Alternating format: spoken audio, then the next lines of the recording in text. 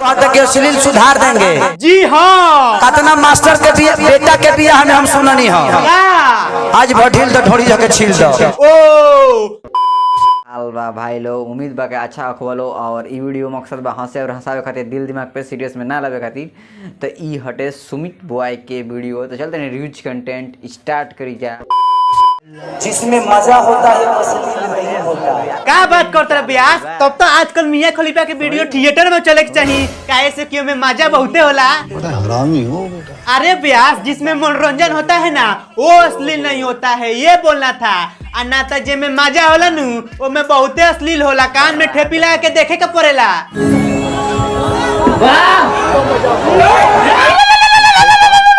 हम समझता नहीं ब्यास कि तू बॉडी सोडी बनैले बारनू त लोग के देखावत तारो।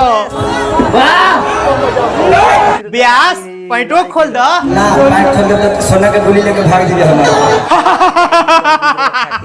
तो का हाल बा भाई लोग, हम हैं ये दुनिया के सबसे बर्बाद इंसान। और आज हम देखत रही है खेसारी भैया के स्टेज शो, और देखते देखते हम सोचनी हो कि चला ये ऊपर हम एगो वीडियो बना दी तो चला जगदेवचा शुरू हो जा। कतना लोग कहते कि अश्लील सुधार देंगे। जी हाँ, कतना मास्टर के बेटा के बियाह में हम सुननी हो।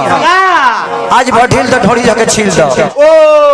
तो इसमें मास्टर जी की क्या गलती है? ना मास्टर जी के लड़के के बारात जाता आ कोनो लफुआ गाना बजा देलस, तो इसमें मास्टर जी के क्या गलती बा? तो ये कैसे अश्लील हो सकता है बताइए ना। वो एक मजा है, उससे भोजपुरी बर्बाद नहीं होती भाई।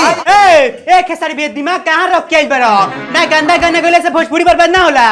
तब तक रोज हम एगो ऐसा गाना गावता नहीं। आज भर ढेलदा ढोढ़ी जाने छेलदा। ई गाना अच्छा बानू तो यही टाइप के हम रोज एगो गाना गावता नहीं। आ तू अपने परिवार के सामने सुनल करो, और ऐसा गाना गइले से भोजपुरी भी बर्बाद ना होई। तू कहता रह अरे मर्दे हम मानता नहीं कि तू भोजपुरी के अभी कुछ आगे तक ले गइल बरो, मगर तू ऐसा गाना के सपोर्ट करबानू तो आई हेट यू।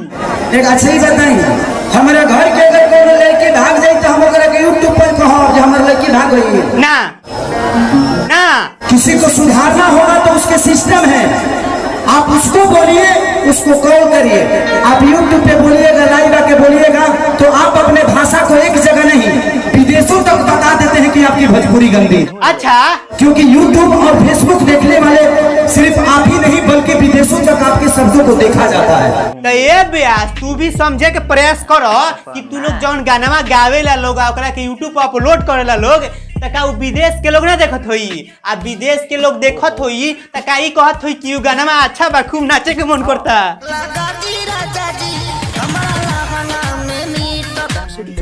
भोजपुरी के सुपरस्टार अश्लील गाना यूट्यूब पर रिलीज करते हैं, और एक और कौनो माई बाप नहीं थे एकनी के जैसन मन तैसन गाना गा सकता सन और रिलीज कर सकता सन। और कितना लोग कितना दिन से ये गुहार करता, हे भगवान, हे मोदी जी, हे नीतीश चाचा, भोजपुरी गाना पर सेंसर बोर्ड लगा दी, मगर अभी तक ना लगल। यही नहीं, अभी और सुनिए।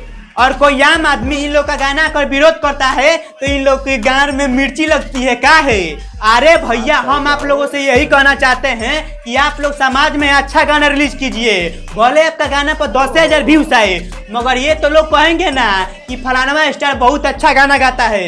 अच्छा, कोनो लड़की के बोल मार देवे तो इज्जत चल जाएगी ना, कि उस लड़की को अगर आप बेइज्जत कर देंगे तो इज्जत जाएगी हमारी। लेकिन जो ये समझता है कि उस रोड पे चलने वाली लड़की मेरी बहन भी हो सकती है और उसको छेड़ने वाला मेरे ही जैसा कोई लड़का हो सकता है, तो शायद ही दुनिया में गलत कोई नहीं करेगा। चलिए महाराज, कभी आप भी बड़े बड़े बात बोलकर भाषण देने लगते हैं, मगर आपका भाषण ना हमें अच्छा नहीं लगता है। औरत का हमेशा सम्मान करिए। तो आप काहे ना औरत का सम्मान करते हैं? बोलिए, आप तो सीधे गाते हैं।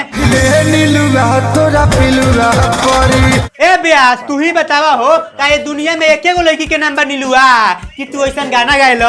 हम मजे के लिए कभी कभी गाते हैं। उरी बाबा, आप करे तो रामलीला, और साला हम बोल दे कि आपका गाना अश्लील है तो साला मेरा करेक्टर ढीला।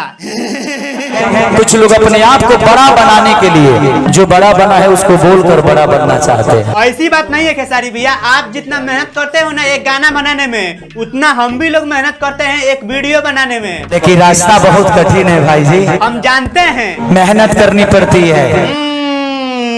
पसीना बहाना पड़ता है, दिन रात एक करना पड़ता है। अच्छी रोड बनाने के लिए गिट्टी डालना पड़ता है। वाह, अद्भुत। मिस करना पड़ता है, रोलर चलाना पड़ता है, रोलर चलाना पड़ता है, जी जी जी। अलकतरा बिछाना पड़ता है तो एक हाईवे बनता है।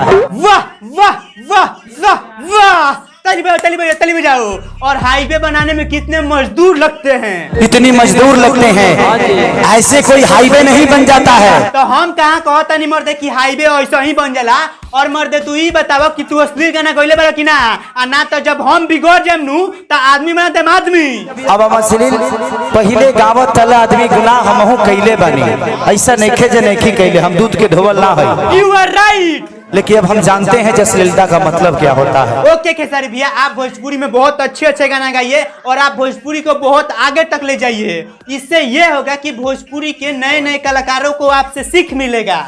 अच्छा, तब बस भाई लोग ये वीडियो यहीं पे खत्म होता है। उनके वीडियो कैसा लगा प्लीज तू लोग यार कमेंट करके बताओ लोग। और भाई लोग अगर तू लोग हमसे बात करे, उम्मीद है भाई लोग वीडियो पसंद लागल होई तो लाइक कर लो, और हमारे चैनल पर न्यू आइल बढ़ लो तो चैनल का सब्सक्राइब कर लो, ताकि नया जौन वीडियो अपलोड करी सबसे तार को पहले नोटिफिकेशन मिले। चलते नेक्स्ट वीडियो में मिले, तब खातिर बाय।